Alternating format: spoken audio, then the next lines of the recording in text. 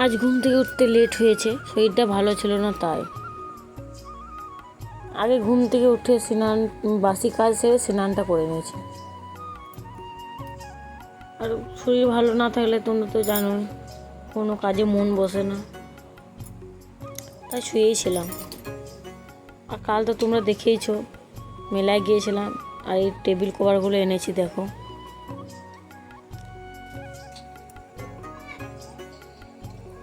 তাই ভাবলাম চলো পুরনোটা পাল্টে নতুনটা পেতে নিই। আমার আবার সব কিছু টিপটাপ রাখতেই ভালো লাগে। দুটো টেবিল কভার এনেছিলাম, একটা পাতলাম আর একটা রেখে দিয়েছি। কালারগুলো কেমন হয়েছে কমেন্টে জানিও।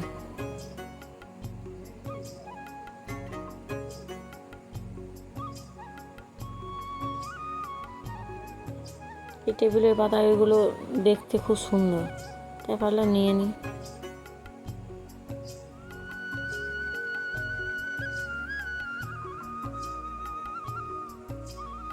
দেখো বের করতে পারছিলাম না, অনেক কষ্টে বের করেছি। এখন আপাতত দুটো করেই বের করে রাখলাম।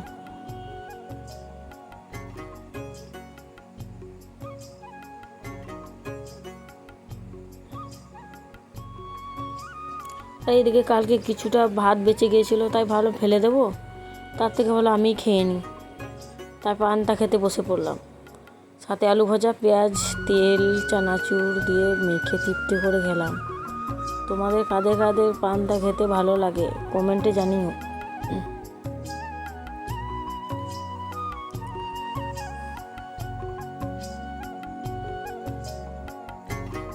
এদিকে খাওয়া হলে ভাতটা বসিয়ে নিলাম, তা আর কাজের ফাঁকে ফাঁকে একবার করে ঘরটাও ঝাড়ু দিয়ে নিলাম।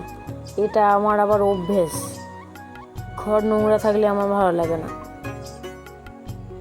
তাই এদিক পরিষ্কার পরিচ্ছন্ন থাকবে, তাহলে মনটাও ভালো লাগবে। তাই চেষ্টা করি একটু ঘরটাকে ভালো করে গুছিয়ে রাখার। তোমরা তো দেখতেই পাচ্ছ ঘরটা আমার ছোট, সেরকম জায়গা নেই, তা ওর মধ্যে চেষ্টা করি একটু গুছিয়ে রাখার।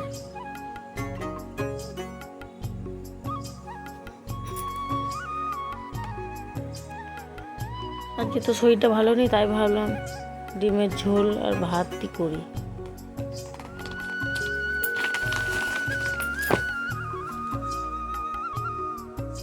আজকে একটা কলা পড়েছিল, ওটাও ঝোলে দিয়ে দিলাম।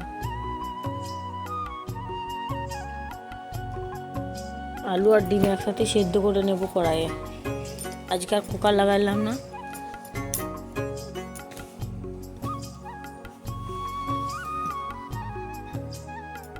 কলাটা আজ 3-4 দিন ধরে পড়েই আছে, ভাবলাম চলো আজকে করাই যাক।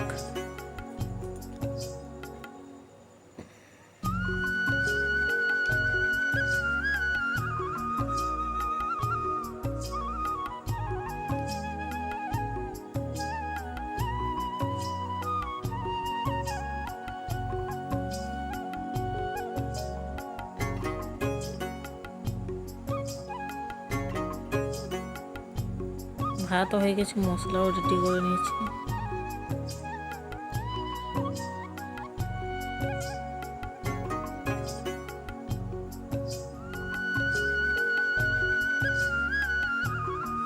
দেখো ডিম সেদ্ধ, আলু সেদ্ধ হয়ে গেছে, নামিয়ে নিলাম।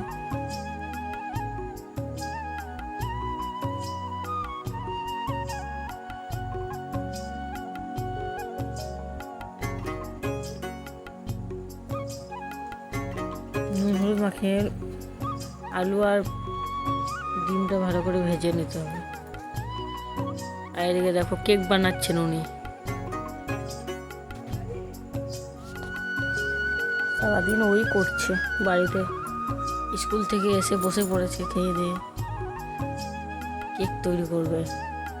আর এদিকে দেখো মশলাটা কষা হয়ে গেছে, ডিমগুলো দিয়ে দিলাম। আর দুপুরে কাজে থেকে আসার সময় বড়মশাই দেখো সবজি কিনে নিয়ে এসেছে। আজকে তো আর রান্না করবো না, তাই ভাবলাম ফ্রিজেই রাখি, কালকে হবে, ফ্রিজে ভরে দিলাম।